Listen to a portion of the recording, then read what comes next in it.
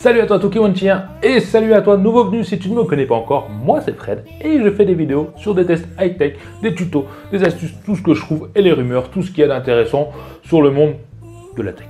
Si ce contenu t'intéresse, n'hésite pas à t'abonner surtout et de cliquer sur la cloche de notification qui te permettra d'être averti de mes prochaines vidéos. C'est déjà pas mal. Dans l'élan, je voulais remercier tous ceux qui participent et qui font des dons sur Tipeee pour faire avancer la chaîne. Merci à vous les Tokiwantiens VIP qui ont accès aux vidéos en avant-première, qui ont accès à mes produits testés en vente à des prix complètement dingues. Et plein de petits trucs, si tu as envie d'aller voir, je te mets le lien en dessous, tipeee.com, du Tokiwantien quoi. Bon, nous, aujourd'hui, on était parti pour tester un vidéoprojecteur à pas cher. Merci pour cette expression qui vient de chez Smartiphone. Je te mets le lien de sa chaîne en dessous, elle est une petite pub. On est sur un prix aux alentours, au moment où je te parle, à moins de 150 €. D'ailleurs, je te mets le lien Amazon en dessous si tu veux aller voir si le prix peut-être a même changé, parce que c'était un vidéoprojecteur qui coûtait plus de 200 € à la base. Donc j'espère pour toi qu'il est en dessous des 200 €. On est donc sur un vidéoprojecteur en 1080p natif, donc qui est en Full HD, que de la marque Wimius. Bien sûr, si tu sais mieux que le prononcer que moi, si tu sais comment on le dit, n'hésite pas à me le mettre dans les commentaires, tel un enfant qui apprend à parler et je pourrais mieux comprendre. On va voir dans ce vidéoprojecteur, on va essayer de voir ce qu'il vaut en qualité d'image, ce qu'il vaut au niveau de qualité du son, est-ce qu'il est trop bruyant, est-ce qu'il faut l'acheter par rapport au prix, et toutes les options, tout ce qu'il faut savoir. En fait, on va regarder ça, et puis on va aller le déballer, au moins c'est fait. Allez, c'est parti. Bon, à l'intérieur, tu t'en doutes, on va retrouver le vidéoprojecteur. Oui, je sais, c'est étonnant, je sais, il est là. D'ailleurs, il est quand même mastoc le machin. On va le regarder après. Dans cette petite boîte Accessory Package, qu'est-ce qu'on va trouver? On va trouver la télécommande, bien sûr, amen, alléluia. On va trouver le câble HDMI. On va trouver le câble VGA pour les vieux ordinateurs, faut pas que c'est très utile, en tout cas si tu en as un, n'hésite pas à me le mettre dans les commentaires. On va retrouver une entrée vidéo, je sais plus le nom exactement, et le câble donc pour faire la rallonge pour la vidéo. Et je sais plus le nom, c'est du RCA, c'est quoi? Je sais que le RCA c'est le son, mais avec la vidéo c'est quoi? C'est un câble vidéo? Il y en a bien de vous qui va me le dire dans les commentaires, et ça arrive d'oublier. On aura aussi la notice, et on aura aussi ce petit chiffon, qui ne s'appelle pas un chiffon, merci, mais qui permet de nettoyer la lentille ou tes lunettes, ou ce que tu veux. Voilà. Bon, je l'ai là la bête. Ouf. On va quand même faire le tour de l'engin. Devant, oui, tu retrouves la lentille. Bon, elle est plutôt cachée dedans, mais tu vois là, la lentille, voilà. Un gros truc quand même, c'est quand même un sacré bébé. D'ailleurs, je vais te mettre les mesures, je vais te le mettre bien là, dans le cadre et te montrer les mesures, parce que je l'ai pas mesuré là, mais je le ferai au montage, de la bête. C'est quand même un gros bébé, avec une bonne épaisseur. Donc, il faut quand même une bonne étagère pour le mettre. Ensuite, sur le dessus, on aura aussi le focus et le trapèze. Keystone. Ça te dit Keystone, le trapèze?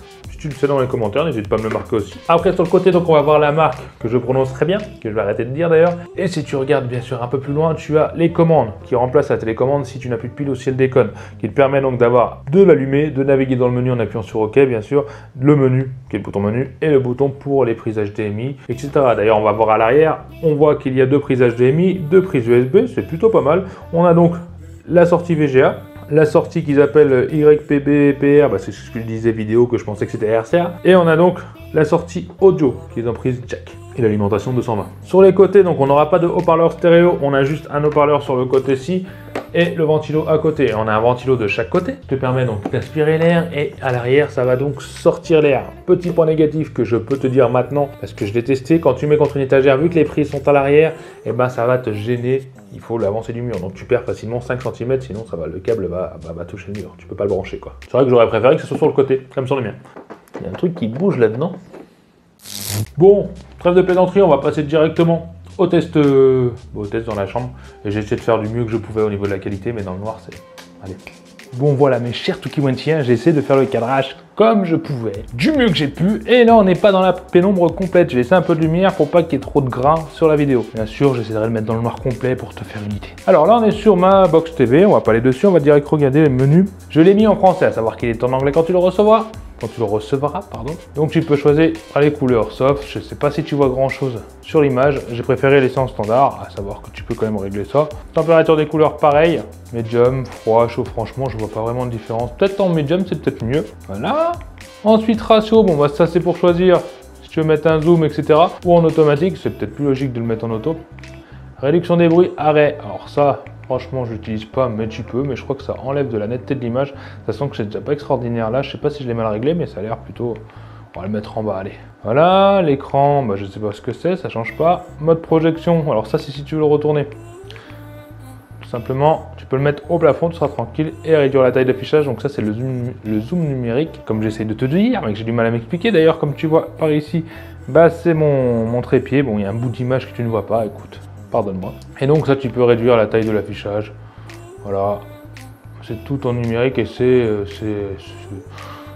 préfère l'essence. Mais sache que tu peux le faire selon la distance. D'ailleurs, je te note la distance dessous, à combien de mètres le vidéoprojecteur est du mur, comme ça tu sauras. Voilà, ensuite tu vas donc, mode son, film, balance, rond, etc. Moi j'ai mis en film, tu peux aller en sport, utilisateur, voilà, tu as plein de modes. On va pas tout regarder, ça sert à rien. Balance pareil, et donc le rond, franchement, je vais le mettre comme ça, mais franchement c'est pas ouf. On écoutera après, mais je sais pas si tu entendras grand chose, mais tu verras. Bon, une minuterie pour l'arrêter.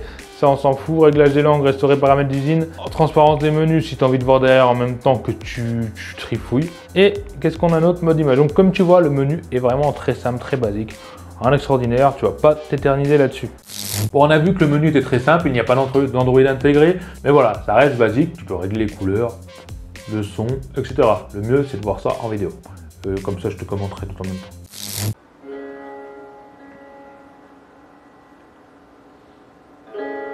Volume à fond.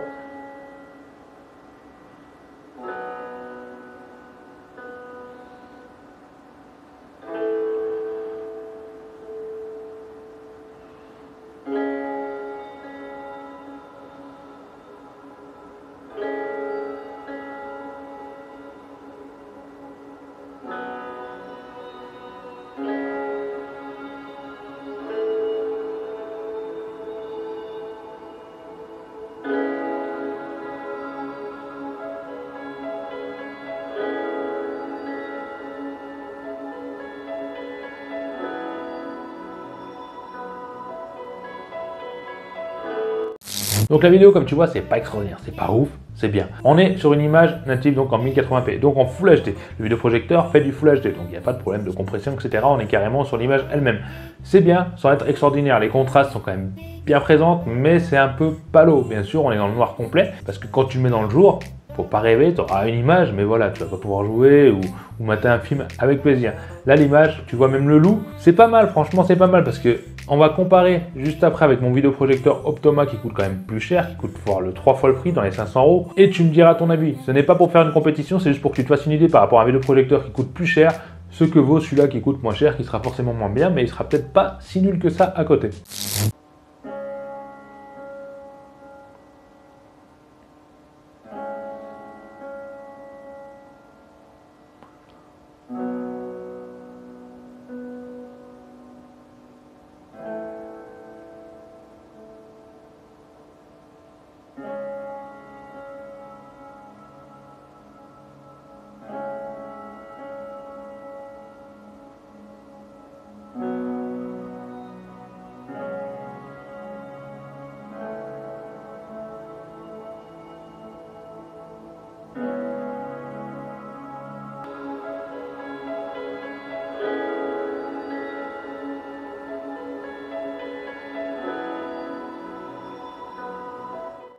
Donc comme tu vois, la différence n'est pas flagrante. Je préfère les couleurs de mon Optoma qui est sur la droite, c'est mieux, mais au final, c'est plutôt pas mal. Je sais pas en vidéo comment tu vas voir les choses, comment tu peux les percevoir, mais il se démerde. Il se démerde, j'ai eu bien pire entre les mains et j'ai eu aussi mieux.